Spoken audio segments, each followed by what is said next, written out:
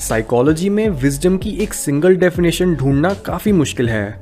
कई लोगों के हिसाब से विजडम एक इंसान के एक्सपीरियंसेस से रिलेटेड होती है और दूसरों के लिए विजडम का मतलब है इस बात का पता होना कि सही और गलत क्या है। पर अलग अलग डेफिनेशंस होने के बावजूद हम किसी भी इंसान को देखकर ही ये बता सकते हैं कि वो वाइज है या नहीं। रिसर्च बताती है कि विजडम एक काफ़ी अच्छा साइन है कि आप पॉजिटिवली एज करोगे और अपनी लाइफ से सेटिस्फाइड फील करोगे। इसके साथ ही साइकोलॉजी में ये भी एकदम क्लियर है कि विजडम जनरल प्रॉब्लम सॉल्विंग और लाइफ के सबसे मुश्किल क्वेश्चंस के साथ डील करने में एक इंसान को एक्सपर्ट बनाती है। यानी आप जितने ज़्यादा वाइज होगे उतनी ही आपकी दुनिया की अंडरस्टैंडिंग डीप होती जाएगी। आज के इस एपिसोड में हम बात करेंगे ऐसी 5 क्वालिटीज़ की जो एक इंसान को वाइज बनाती हैं और कैसे आप हर पॉइंट को यूज कर सकते हो अपनी विजडम को बढ़ाने के लिए। नंबर 1, वाइज लोग काफ़ी एक्सपीरियंशियल होते हैं। यानी वो हर समय अपनी सराउंडिंग्स पर अटेंशन पे कर रहे होते हैं और एक स्टूडेंट की तरह लाइफ की टीचिंग्स को अब्सॉर्ब कर रहे होते हैं। नॉर्मली ये बोला जाता है कि वाइज लोग वो होते हैं जो ज्यादा एक्सपीरियंसेस लेते हैं या जो अकेले ट्रैवल करते हैं। और इसमें ये बात सही है कि जो लोग अपना कंफर्ट जोन छोड़ के दुनिया को एक नए नजरिए से देखते हैं वो अपने आप को कई तरीकों से एक बेहतर इंसान बना पाते हैं। पर सिर्फ नए नए एक्सपीरियंसेस आपको वाइज बनाने के लिए काफी नहीं है, क्योंकि इनके साथ आपको चाहिए इंट्रोस्पेक्शन। यानी किसी भी एक्सपीरियंस के बाद उस पर रिफ्लेक्ट करो और सोचो कि आपने क्या सीखा। ज्यादातर लोग एक्सपीरियंस लेने वाली एडवाइस तो देते रहते हैं, पर ये एडवाइस इनकम्प्लीट है,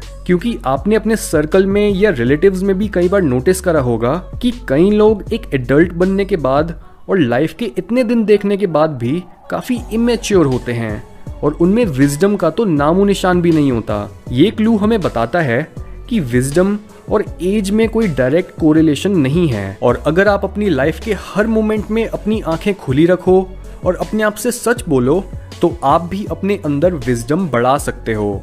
नंबर 2, वाइज लोग ऑब्वियस नॉलेज की डेप्थ को समझते हैं। विजडम का ये साइन मैंने पहली बार डॉक्टर जॉर्डन पीटरसन की बुक 12 रूल्स फॉर लाइफ को पढ़ते हुए समझा था, क्योंकि इस बुक में जॉर्डन ने साइंस, फिलॉसफी, मिथोलॉजी और रिलीजन जैसे कई अलग पर्सपेक्टिव से उन बातों को एक्सप्लेन करा है जो हमें पहले से ही पता है, जैसे हमें सच क्यों बोलना चाहिए या फिर सीधे खड़े होकर क्यों चलना चाहिए। नॉर्मली अगर कोई इंसान आपको यही सेम बातें बोलता है तो आप उसे इग्नोर कर देते हो, पर जब भी कोई आपको इन बातों की इनकी डेप्थ के साथ समझाता है तब आप इनके सच को अपने सबसे गहरे हिस्सों में फील कर पाते हो। एग्जाम्पल के तौर पर आजकल हमें ये काफी देखने को मिल रहा है कि जो बातें हमारे दादी दादा या मम्मी पापा बताते आए हैं उन्हें धीरे धीरे साइंस की मदद से सच प्रूव करा जा रहा है। जैसे हमें हमेशा बोला गया है कि हमें देर रात में कुछ नहीं खाना चाहिए, और अभी बस पिछले कुछ सालों में ही अलग अलग तरह की फास्टिंग इतनी पॉपुलर हो गई है और साइंस इसी तरह की कल्चरल विजडम को वैलिडेट भी कर रहा है। इवन अगर आप किसी वाइज साधु या मंक से कुछ सवाल पूछते हो तो उनके जवाब भी काफी सिंपल होते हैं और हमें कहीं ना कहीं पता होते हैं, पर जिस डेप्थ के साथ वो इस ऑब्वियस नॉलेज को एक्सप्लेन करते हैं वो है विजडम। और तभी हमें भी अपने कल्चर या सोसाइटी में पहले से पॉपुलर इंफॉर्मेशन को सीधा सीधा रिजेक्ट करने के बजाय उनकी डेप्थ में जाकर खुद एनालाइज करना चाहिए कि वो सही हैं या गलत। नंबर 3, वाइज लोग काइंड होते हैं। यहाँ पर हम बात कर रहे हैं self interest versus social interest. यानी विजडम होने का मतलब है अपने डिसीजंस कुछ इस तरह से लेना कि आप अपने और सोसाइटी दोनों के इंटरेस्ट को बैलेंस कर पाओ। इसके साथ ही लाइफ की अंडरस्टैंडिंग बढ़ने के साथ साथ आप हर इंसान के साथ काइंडली बिहेव करते हो और उनके साथ एक अच्छा रिलेशन मेंटेन करने की कोशिश करते हो। जहां एक नॉर्मल इंसान दूसरे लोगों पर अपने बिलीव्स को फोर्स करता है और उन्हें अपनी फिलॉसफी, पॉलिटिकल व्यूज या रिलीजन में कन्वर्ट करने की कोशिश करता है, वहीं एक वाइज इंसान के लिए शांति मैटर करती है, जिसकी वजह से वो दूसरों को उनके बिलीव्स छोड़ने के लिए कन्विंस नहीं करता और जितनी जरूरत होती है सिर्फ उतना ही बोलता है। इस तरह से दूसरों के डिफरेंट ओपिनियंस को टॉलरेट करना और लोगों की हेट को भी हंसी में उड़ा देना एक काफी अच्छा साइन है कि एक इंसान काफी वाइज है। नंबर 4, वाइज लोगों ने जनरली काफी प्रॉब्लम्स देखी होती हैं और वो दुनिया की सफरिंग को बहुत अच्छे से समझते हैं, क्योंकि विजडम तक पहुंचने का रास्ता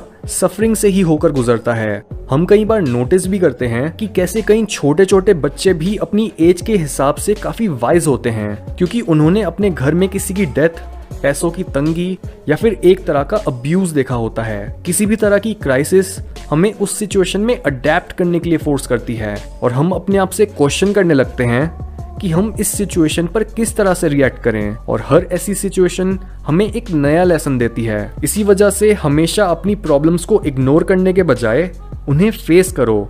चाहे आपके घर में कोई दिक्कत चल रही हो या फिर कभी आपकी ट्रैफिक में किसी से तू मैं हो जाए, तो उन सिचुएशंस में कुछ सेकंड्स रोका करो और सोचा करो कि वहां सही रिस्पॉन्स क्या होगा। नंबर 5, वाइज लोग काफी पेशेंट होते हैं, क्योंकि पेशेंस एक काफी हेल्दी स्टेट ऑफ माइंड होता है जहां हमारी पूरी अटेंशन प्रेजेंट पर होती है, पास्ट के बोझ या फिर फ्यूचर की चिंता पर नहीं।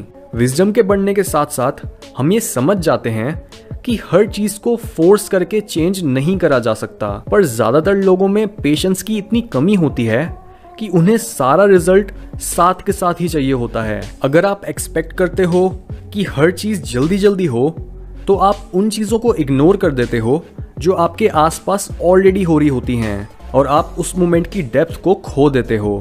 और फार्मर्स इस चीज को बहुत अच्छे से जानते हैं। वो मिट्टी में बीज गाड़ते हैं और उसे पानी देते हैं ताकि सीजन के आते आते उन्हें पके हुए फ्रूट्स और वेजिटेबल्स मिल सकें। पर अगर वो समय से पहले ही पौधों को निकालना शुरू कर दें तो वो कच्चे ही रह जाते हैं। उसके बाद वो चाहे उन्हें कितना भी ट्रीट कर लें, पर उन फ्रूट्स और वेजिटेबल्स में वो फ्लेवर और न्यूट्रिशनल वैल्यू कभी वापस नहीं आती जो थोड़ी सी पेशेंस रखने पर नेचुरली आ जाती।